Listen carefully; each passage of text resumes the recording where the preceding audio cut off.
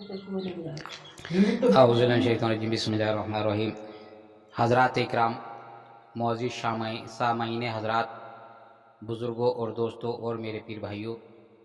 अस्सलामु अलैकुम वरहमतुल्लाहि वबरकातुहू। आप लोगों से गुजारिश है कि अगर हमारे इस चैनल को देख रहे हैं और अगर आप पहली बार देख रहे हैं तो इस चैनल को सब्सक्राइब ज़रूर कर लें और बेल आइकन के बटन को ज़रूर प्रेस कर लें और कमेंट ज़रूर करके बताएं कि आपको कैसा लग रहा है। और मेरी आपसे ये सभी भाइयों से और पीर भाइयों से ख़ासकर दरख्वास्त है कि जो भी मैं आपकी खिदमत कर रहा हूँ और आपको ये बता रहा हूँ तो इसको शुरू से आखिर तक ज़रूर सुना करें, क्योंकि इसमें हिदायत है और आपको पूरी जानकारी मिलेगी पीर मुर्शिद की। जो पीर मुर्शिद ने अपनी ज़ुबान से इरशाद फरमाया है वही मैं आपको बताने की कोशिश कर रहा हूँ और बता रहा हूँ इंशाअल्लाह, और आपकी खिदमत में अंजाम दे रहा हूँ इंशाअल्लाह। और कोशिश रहेगी कि बेहतर तरीके से आपको बताया जाए। आइए मैं बताता हूँ कि जैसे मैंने बताया था आपको कि पीर मुर्शिद शाह मौलाना मोहम्मद बशीर मियाँ अलैहि रहमा का जब इस दुनिया से विसाल हुआ तो आपने क्या कहकर इस दुनिया से रुखसत हुई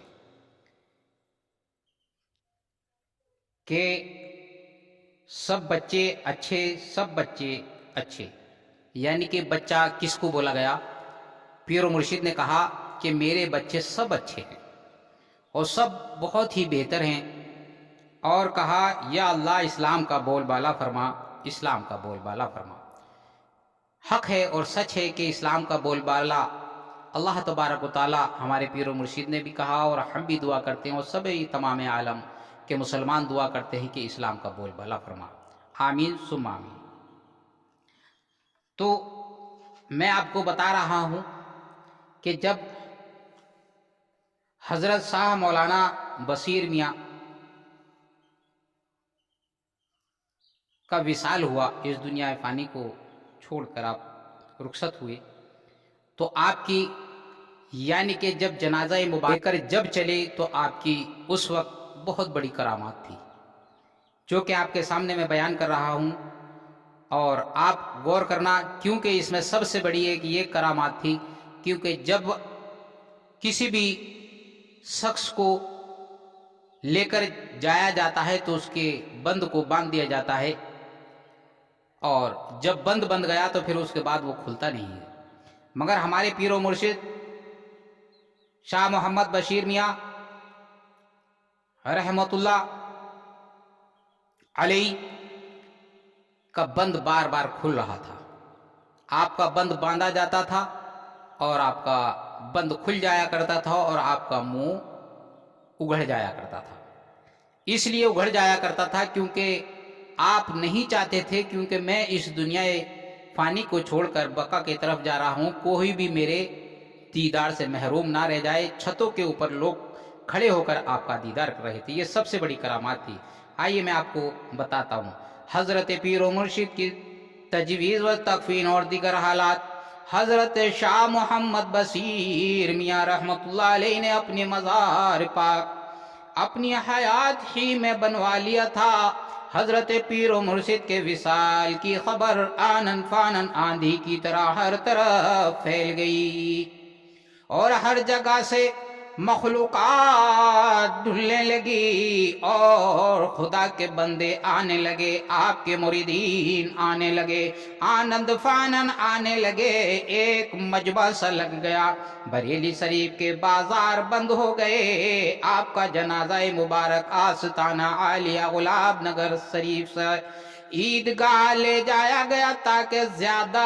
से ज्यादा लोग नमाज में शिरकत कर सके और नमाज जनाजा पढ़ सकें। आपकी चारपाई पर लंबी लंबी बल्लियां बांधी गईं जिससे एक साथ बहुत से लोग कांधा दे सकें। इसकी वजह से کئی بار جنازہ مبارک کی بلیاں ٹوٹ بھی گئی تھی کیونکہ لمبی زیادہ تھی۔ ہر پیر بھائی کو جنازے میں شرکت کرنے کی خواہش تھی، ہر بھائی کو کاندھا لگانے کی خواہش تھی، ہر بھائی کے دل میں تڑپ تھی کہ ہم بھی کاندھا لگائیں گے، اس لیے بلی کو لمبی کر کے باندھا گیا تھا۔ کافی لمبی بلیاں باندھی گئی تھی، کئی بار ٹوٹ گئی تھی، پھر دوبارہ سے باندھا گیا۔ جب آپ کے جنازہ مبارک کو لے کر کے جا رہے تھے تو سر مبارک کے طرف کا کفن چہرہ انور سے ہٹ جاتا تھا، اس لیے ہٹ جایا کرتا تھا کہ آپ نہیں چاہتے تھے کہ میرے چہرہ مبارک پر کپڑا ڈھکا رہے اور میرا چہرہ مبارک جو ہے ڈھک جائے، اور جتنے میرے چاہنے والے ہیں ان کو چہرہ نہ مل پائے اور وہ اپنے میرا چہرہ مبارک دیکھ کر اپنے دل کو سکون کر سکیں، اس لیے آپ کے چہرہ مبارک سے کفن ہٹ جایا کرتا تھا، وہ کپڑا جو تھا ہٹ جایا کرتا تھا، آپ کے بندن کو باندھا جاتا تھا، آپ کے بند کو باندھا جاتا تھا، پھر بھی کھل جایا کرتا تھا اور چہرہ مبارک کو نظر آنے لگتا تھا۔ کفن کے بند کو کئی بار باندھا گیا مگر کھل گیا، یہ دیکھ کر کھلا پھر رہنے دیا گیا، پھر کہا گیا کہ اس بند کو نہ باندھا جائے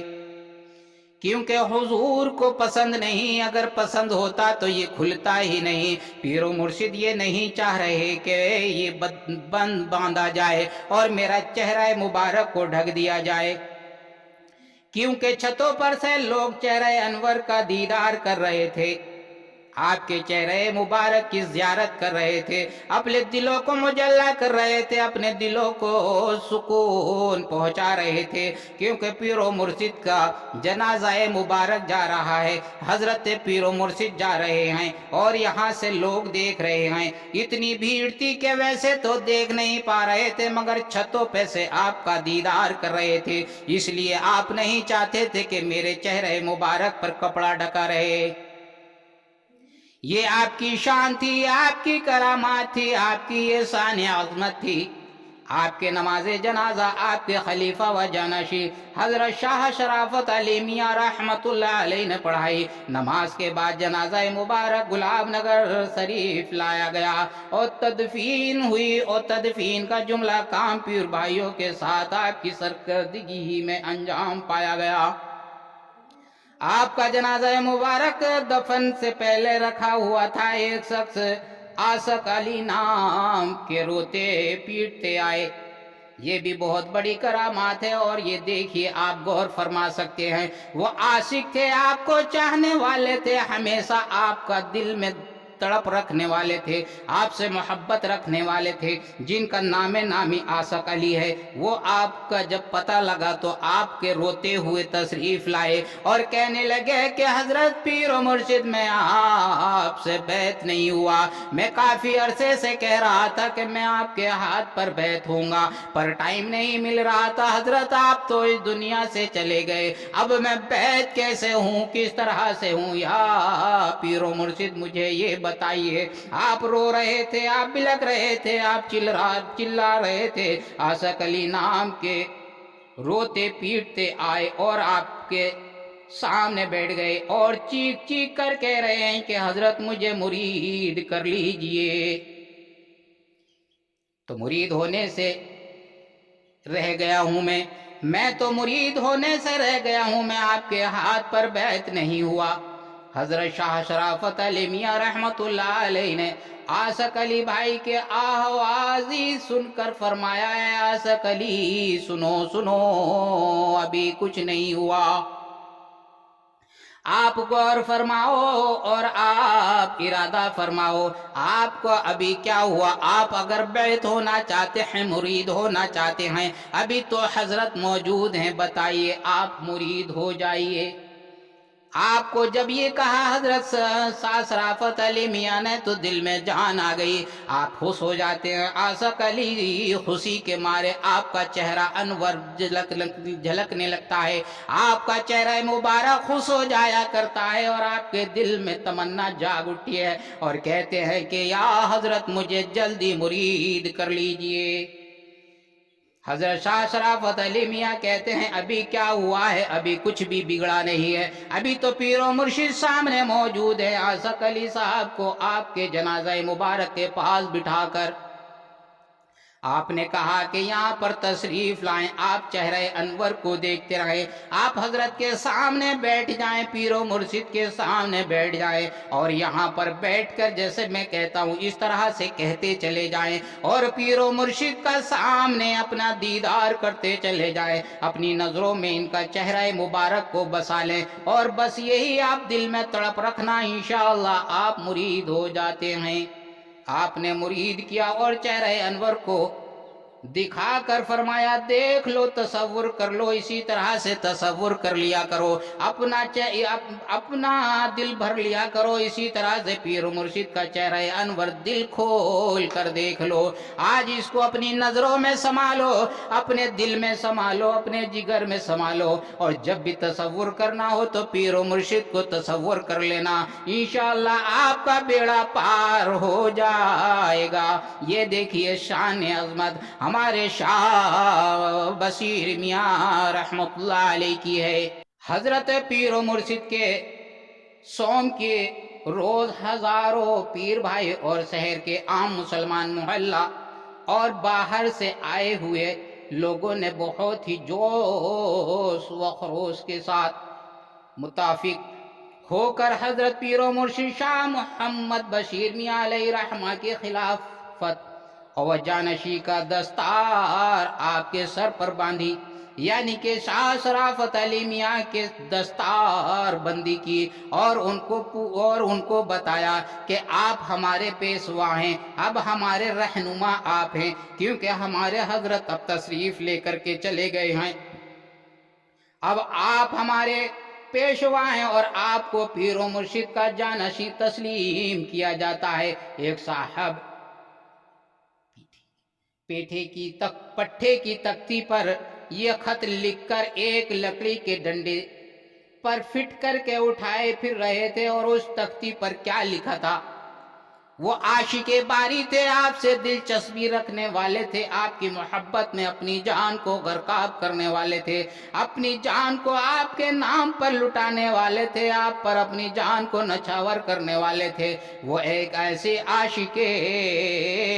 بصیری تھے، انہوں نے اپنی تختی پر کیا لکھ رکھا تھا اور اپنا عشق دکھا رہے تھے۔ آئیے میں بتاتا ہوں، ان کی تختی پر یہ لکھا تھا، ہے شرافت میاں وہ روشن دل، حق کے بجانب ہے برتری ان کی، منتخب کر لیا تھا مرشد نے، منتخب کر لیا تھا مرشد نے، یوں مسلم ہے رہبری ان کی۔ یہ ان کی تختی پر لکھا تھا، اور اس تختی کو اٹھائے ہوئے پھر رہے تھے اور کہہ رہے تھے کہ پیر و مرشد اب ہمارے شرافت میاں ہیں، اب ہمارے شرافت میاں ہیں۔ حضرت پیر و مرشد کے آیام الحضرت سے روز وصال تک، اور روز وصال سے جب تک آپ کا گلاب نگر شریف میں قیام رہا، کل مکانات، مہمان خانہ، لنگر خانہ، مزار شریف آپ کو دے دیا گیا، بلا ناگہ روزانہ لنگر ہوتا، بے شمار کھانا تقسیم کیا جاتا۔ حضرت پیر و مرشد کے وصال کے بعد حاسدوں اور دشمنوں کا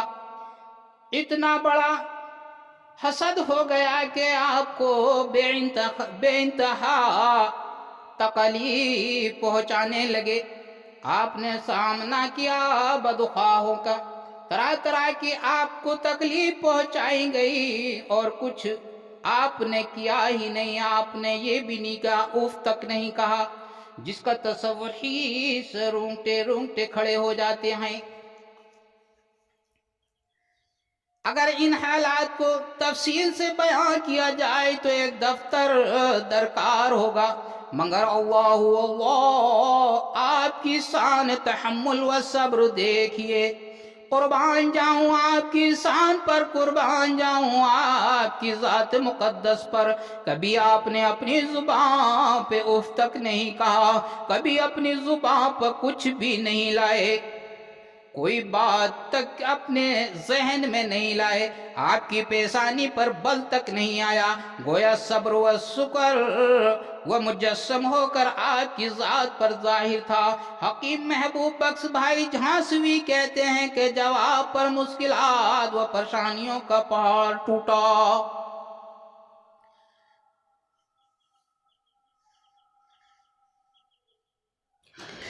آپ پر تکلیف پہنچانے کی کوشش کرنے لگے، آپ کو بے انتہا پریشان کیا اور آپ کو پریشانیوں کا پہاڑ ٹوٹنا شروع ہو گیا، آپ پر بے انتہا پریشانی ہونے لگی، پر بھی آپ نے کبھی اف تک نہیں کہا۔ ادب سے میں نے عرض کیا حضور آپ یہ ساری حالات پیر و مرشد کی طرف رجوع کر کے امداد کی خواہش عرض کرو، کیونکہ پیر و مرشد ہماری مدد ضرور فرمائیں گے۔ ایک عجیب تاثیر کے ساتھ فرمایا، محبوب بھائی ہم پیر و مرشد سے جیسا کہیں گے ویسا ہی کر دیں گے۔ پھر کوئی اور بات ہوئی تو پیر و مرشد فرمائیں گے کہ تم نے جیسا کہا تھا ویسا ہو گیا، لہٰذا سب کچھ ان کی مرضی پر ہی چھوڑ دینا ٹھیک ہے۔ کیونکہ آج ہم پیر و مرشد سے کہتے ہیں کہ پیر و مرشد ہم پریشانی میں مبتلا ہیں، تو پیر و مرشد اس پریشانی کو حل کر دیں گے، اس کا کوئی نہ کوئی حل نکل آئے گا۔ اور کل کوئی اگر بات ہوتی ہے تو پیر و مرشد فرمائیں گے آپ نے کہا تھا، ہم نے اس بات کو حل کر دیا، اب میں اس میں کیا کر سکتا ہوں۔ اسی لیے بھائی یہ اچھا ہے کہ پیر و مرشد کے ہی اوپر چھوڑ دیا جائے، جیسے ان کو پسند ہوگا ویسے ہی ہوگا، جیسے اللہ کو پسند ہوگا ویسے ہی پیر و مرشد کریں گے، ہم اپنے طرف سے کچھ بھی نہیں کر سکتے بھائی۔ حکیم صاحب سے آپ نے ارشاد فرما دیا، حکیم محبوب بخش صاحب سے آپ نے یہ ارشاد فرمایا تو ان کی سمجھ بھی آ گیا اور کہنے لگے کہ بھائی آپ ٹھیک کہہ رہے ہیں،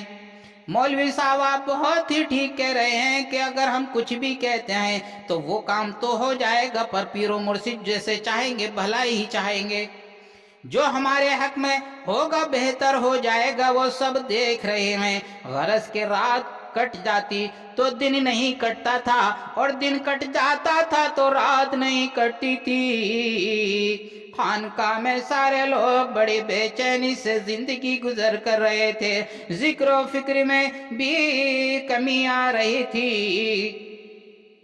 وہ پورا نہیں ہو پا رہا تھا۔ ایک دن بعد نماز عشاء آپ حضرت پیر و مرشد کے مزار شریف پر تشریف لے گئے اور فاتحہ پڑھ کر واپس تشریف لائے اور لوگوں سے فرمایا کہ یہاں سے جانے کی اجازت مل گئی ہے۔ پیر و مرشد نے ارشاد فرما دیا ہے، اشارہ دے دیا ہے کہ مولوی صاحب یہاں سے آپ چلے جائیں، صبح کو یہاں سے کہیں نہ کہیں چلے جائیں گے۔ خدام آستانہ یہ سن کر مارے خوشی کے تمام رات نہیں سوئے تھے۔ غلام نگر شریف سے روانگی، جب آپ وہاں سے روانہ ہوئے، پیر و مرشد نے اجازت دی، آپ وہاں سے روانہ ہو چکے ہیں۔ 4 دسمبر 1950 کو آپ پیر و مرشد کی اجازت سے چند پیر بھائی اور خدام کے ساتھ ہمراہ خانقاہ عالیہ غلام نگر شریف سے محلہ ریتی اخوانزادوں کی مسجد کے پاس بابو جی محترم جناب عبدالجلیل صاحب شمسی کے مکان پر تشریف لے آئے۔ آپ وہاں سے روانہ ہو کر محترم جناب عبدالجلیل صاحب شمسی کے مکان پر تشریف لائے۔ آپ وہاں پر غلام نگر سے روانگی کے وقت آپ نے مزار شریف سے آستانہ عالیہ اور لنگر خانے کا کل سارا سامان پیر و مرشد اور جو بھی چیز تھی، یعنی کہ آپ کی صاحبزادی محترمہ افسر جہاں بیگم مرحومہ مغفورہ کے سپرد کر دیا، کیونکہ آپ کے پاس پیر و مرشد نے آپ کو خانقاہ کی چابی دے رکھی تھی، لنگر خانے کی چابیاں دے رکھی تھی، اور بھی آپ کو کچھ ذمہ داریاں دے رکھی تھی۔ وہ ذمہ داری اور وہ چابیاں، وہ سب کچھ صاحبزادی آپ کی محترمہ افسر جہاں کو دے کر آپ تشریف لائے اور ان کو سمجھا کر آئے، آپ جو یہ چابیاں سنبھال کر رکھنا، اور یہ چابیاں بہت ہی خصوصی ہیں، کیونکہ حضرت نے یہ چابیاں دی ہیں، یہ سارا مال آپ کا ہے، یہ لنگر خانہ یہ آپ کا ہے، یہ سب اللہ کی رضا کے لیے آپ خرچ کرتے رہنا۔ اب میں یہاں سے جا رہا ہوں، پیر و مرشد سے اجازت لے چکا ہوں، اور اب میں یہاں سے چلتا ہوں، اس کی ذمہ داری آپ کے اوپر ہے، اس کو آپ نے چلانا ہوگا۔ محترمہ افسر جہاں کو آپ یہ چابیاں دے کر سپرد کر اور یہ جو آپ نے وصیت فرمائی آپ ان سے کہہ کر آپ چلے آئے، اور ان کو یہ بھی فرما کر کے آئے، میں یہاں سے کچھ لے کر نہیں جا رہا ہوں، میں یہ دیکھو جیب آپ نے الٹی کر کے دکھا دی، کپڑا جھاڑ کر کے دکھا دیا، اور آپ نے کہا کہ میں یہاں سے کوئی بھی سامان لے کر نہیں جا رہا ہوں، خالی ہاتھ جا رہا ہوں۔ آپ کی صاحبزادی نے کہا کہ ٹھیک ہے آپ چلے جائیے۔ آپ وہاں سے تشریف گلاب نگر شریف سے روانگی، آپ جب وہاں سے چلتے ہیں تو اسی طرح سے محلہ، یعنی کہ جب وہاں سے چلے گئے تو محترم جناب عبدالجلیل صاحب شمسی کے مکان پر تشریف لے آئے اور وہیں پر ٹھہرے۔ اگر اس میں کوئی بھی مجھ سے لغزش یا کوئی کوتاہی ہوئی ہے تو میں معذرت چاہتا ہوں اور آپ کی اصلاح کا حقدار ہوں۔ السلام علیکم ورحمۃ اللہ وبرکاتہ۔ پھر ملوں گا اگلے واقعے کے ساتھ۔